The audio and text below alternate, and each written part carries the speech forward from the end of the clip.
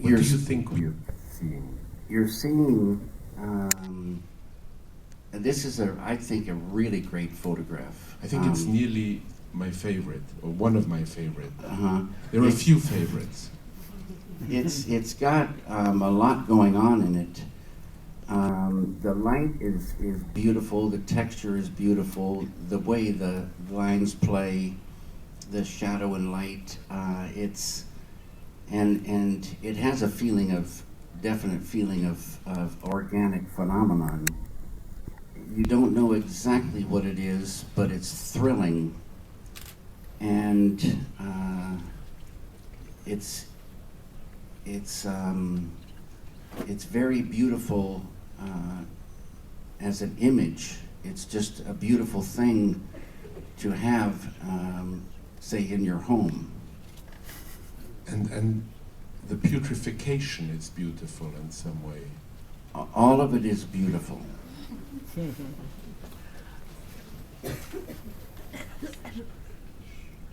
That image also spoke a lot to me. It's called a self-portrait. I don't know what it's called, but it's... I shouldn't tell you. No, but it's sometimes, like with a wider lens, you'd see a hand, but closer in, you get into more and more abstractions. So each picture, especially the top two, are beautiful abstractions, and you don't necessarily know what it is. It's just very beautiful. And again, it's flesh and it's organic, and it's close up. It's close up because then it can get abstract. It just turns into an abstraction, and you see it for a play of light and shape and like this. Are you saying that maybe the photo would have been more successful if it had only been 2 parts rather than 3? No. It's beautiful, the 3 parts. The third part lets you know what you're seeing, maybe, but each part is, the third part is incredible. It's incredible. It just tips you off that it's a hand. It makes you also look at yourself. And you look, and when you look very closely at your skin, it can be very strange and disconcerting, don't you think? Now, see, the thing is that there's another thing.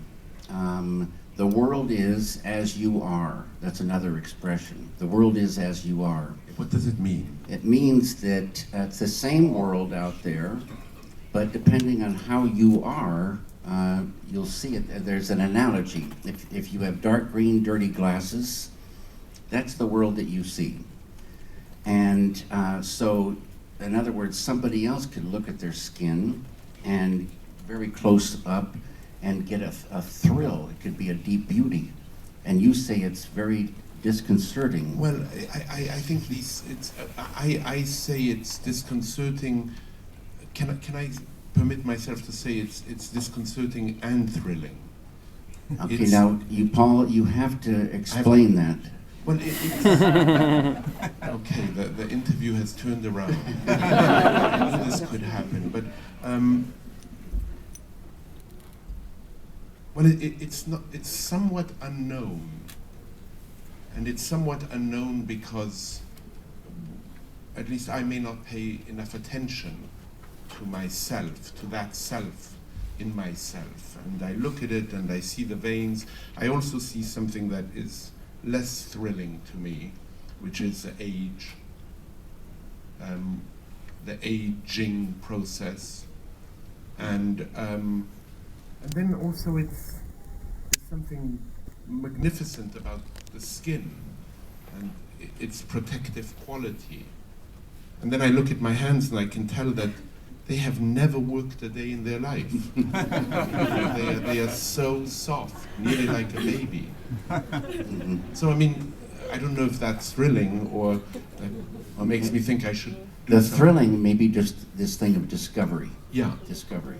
And self-discovery, Yeah. and But it's not this work in some way, to bring it back to this work. This work sort of, if you take pause and you pay attention in the way that Jack Gilbert, for instance, says we should pay attention, his line is worth rereading, find something to love and give it more attention than it deserves. If you take pause and stop, instead of just move on, something happens. Something maybe quite magical does. What they say is, many times, at first glance, there's the surface, and then if you look more, it gets a possibility of seeing deeper and deeper levels. This quite naturally brings me to a book you've published recently called Catching the Big Fish. And you see creativity in some way as the way you express finding ideas, seeking understanding is by fishing, going from the surface of a pond to a deeper pond, maybe to a lake, maybe to the a ocean. Deeper level of whatever body of water it is. I say that ideas are very special, and ideas are out there, but we don't know them until they enter the conscious mind, however big or small that conscious mind is. And I say that I equate it to fishing because if you have a desire for an idea, I say it's like baiting a hook. And the same way with fishing, once you place that desire, then it's just a question of having patience. You lower that hook in with the bait and you wait. But because you're focusing and that becomes lively, it's like fishing, you wait and chances are you may catch a fish, get an idea. Now, there's many, many ideas, but you might catch an idea. The next important thing is an idea you fall in love with. Now, for like a feature film, you might get an idea that you fall in love with just a fragment of the future whole. But because you've caught one little fragment, one little fish, that's even more bait. And now it will attract other fish. They'll swim in, and you'll catch those, and a story will evolve, a script will evolve. You know, reading those first lines of your book made me think of a wonderful little line by Confucius, who said that sometimes it isn't the well that is deep, but the cord that is too shallow. This is exactly right, exactly right. If you are by a well, and you know that at the bottom of the well, there's cool, clear, beautiful water. And you're on the surface with your empty glass. You really need a way to get that glass full of the water that's down there. You know, you use the word impatience. You use the word patience. Mm-hmm. And it made me think of the word impatience. Kafka, who's someone I believe you're rather close to, believed that the origin of all sin is impatience. Impatience, and that one of the reasons we have been banished from paradise is because of impatience. And one of the reasons we haven't been called back into paradise is because of negligence. This is probably true. Impatience to me is a very interesting, because it means maybe we don't have time to think about our action we're about to do. And a lot of people in prison, they say that what got them in prison was it happened in just an instant. They got really angry and they did something, and almost right away after they did it, they knew that it was the wrong thing to do, but it was too late. So a lot of times this impatience can get us into trouble because we don't have time to think about the consequences of the action. And you know also the word impatience being the contrary of patience. Patience is also a way, the root of the word meaning in some way to suffer, a passion. I don't see it as suffering. To hold, in the sense that when you're... To hold it. You know, there's another line of Lessing where he says that all passions, even unpleasant, are as passions pleasant. So that if we stay, again, this notion of attention, in my view, is that if we stay in front of something long enough, something may occur. Something this is may what we happen. said earlier. Yeah. If you give it a chance, theoretically, the whole thing is in every point of creation anyway. So it doesn't really matter if we could really see what was going on. Even in the fabric of the chairs we're in, we'd see an amazing story. Let's look at a few more images. I'm curious, just before I skip to the next one, if you felt that in creating these 99 images for Paris Photo, you created a narrative. I didn't create them. I chose them from somebody else. True. Created, but you the act of selection. I understand. You can take. They say there is a unity in life, so you could theoretically start at the beginning of the book and see a scenario that would hook them all together. I've not done that, but it could be scenes of a film, and a story could emerge that connected all the images.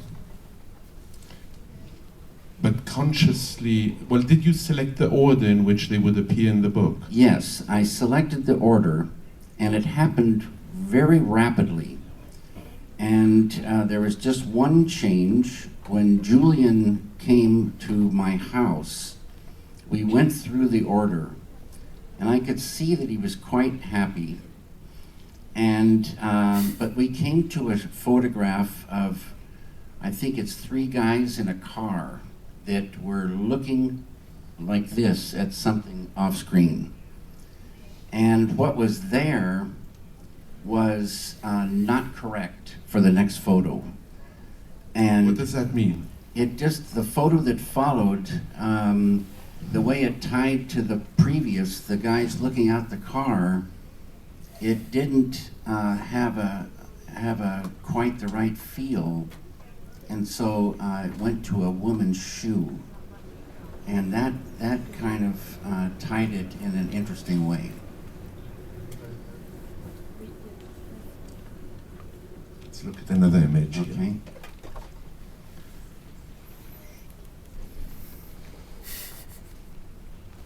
I'm somewhat lost.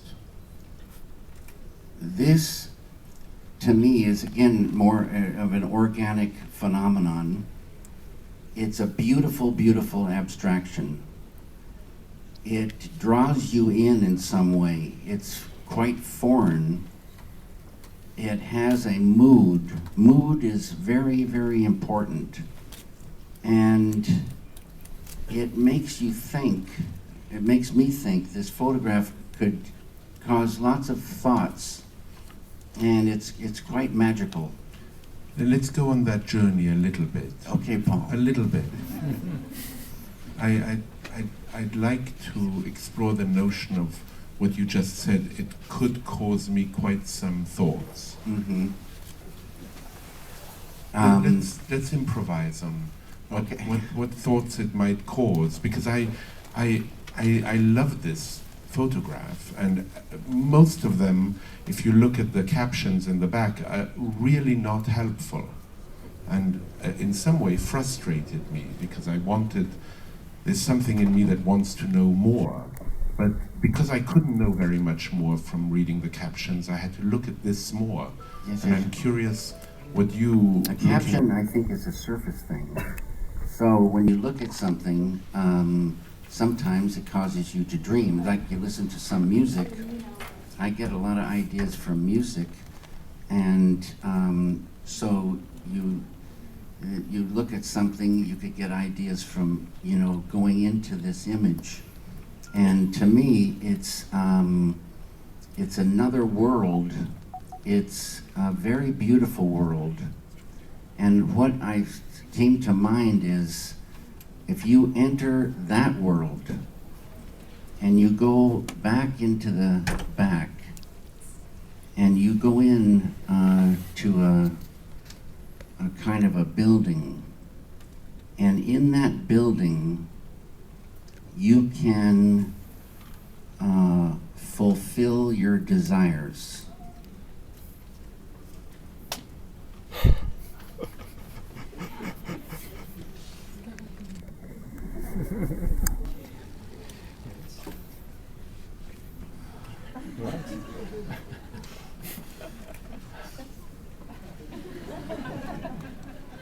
That the girl just came out of that building.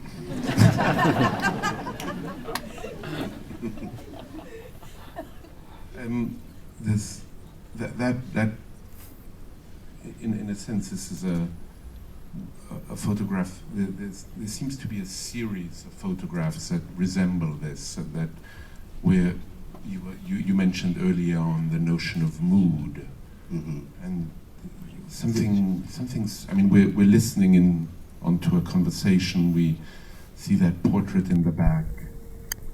This reminds me of a Hopper painting, and the Hopper show is right next door, so it kind of is good. And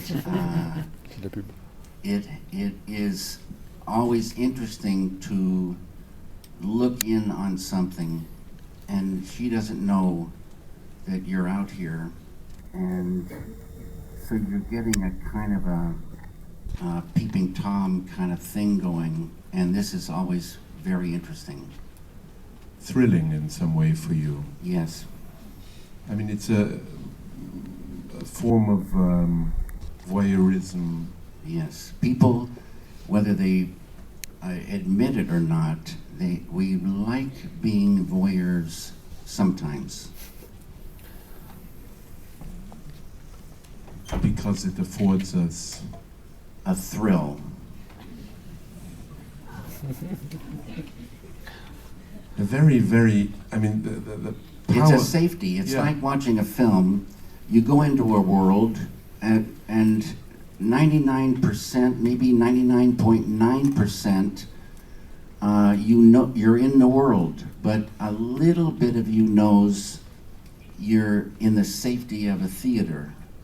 And so there's a safety of being a voyeur, and not if you're watching a terrible fight, you're not in the fight, but and it could be interesting to see it, but it would not be interesting to be in it. Because it isn't a fantasy in some way. It's not, you know, you don't know what will happen. As a voyeur, you don't know what will happen next, but you have a safety factor built in. And to some extent, the experiences of art that are particularly poignant and powerful and pungent for you are those where the 99% becomes 99.999%, where you are, one might say, immersed and ravished at the same time. Yeah. Okay, so the whole trick of the thing is, you want, when you make something, you want people to experience it as fully as possible. That's how come there's museums and galleries and movie theaters with big screens, big sound, so it's possible for people to have a real experience of another world. Nowadays, terrible, cheap little screens, bad sound. You can't see anything, hardly a chance to go into and have an experience. It's very, very pathetic, and I hope things turn around so we get back to, at least in the home, squirt a big picture on the wall and have good speakers so people can have an experience of going into another world more and more being completely. immersed. So Immersed, really in there, being yeah. nearly submerged, being in the water with a fish in some Yes, way. like if you go into a gallery and there's a big painting, you have a